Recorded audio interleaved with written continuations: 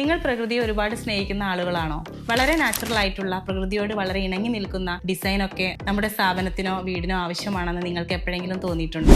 ഇന്ന് ഞങ്ങൾ അങ്ങനെ ഒരു കോൺസെപ്റ്റിനെ പറ്റിയാണ് നിങ്ങളെ പരിചയപ്പെടുത്തുന്നത്. അതാണ് ബയോഫ്രീക്ക് ഡിസൈൻ.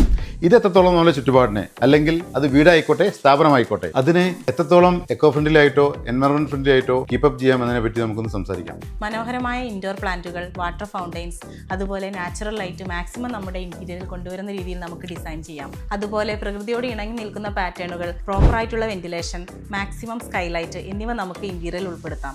നമ്മുടെ മനസ്സിനും ശരീരത്തിനും വളരെയധികം റിലാക്സേഷൻ കിട്ടുന്ന ഒരു ഡിസൈൻ രീതിയാണ് ബയോഫ്രീക്ക് ഡിസൈൻ.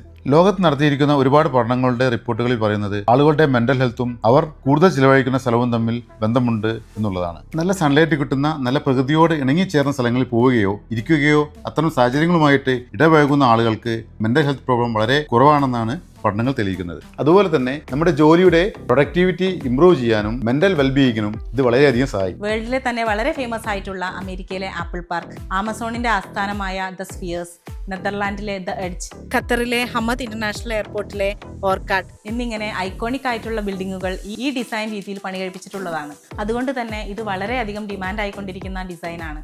ഇത്തരം കോൺസെപ്റ്റുകൾ കൊണ്ടുവന്നിരിക്കുന്ന സ്ഥലങ്ങൾക്ക് പിന്നീട് അതിന്റെ റീസെയിൽ വാല്യൂ കൂടുകയും പിന്നീട് അത്തരം കോംപ്ലക്സുകളിലേക്ക് ഓഫീസുകൾ കൊണ്ടുവരാൻ ആളുകൾ ഇഷ്ടപ്പെടുന്നു എന്നുള്ളതാണ്. അപ്പോൾ നിങ്ങളുടെ ബഡ്ജറ്റിനനുസരിച്ച് ബയോഫിലിക് ഡിസൈൻ ഒന്ന് ട്രൈ ചെയ്ത് നോക്കൂ.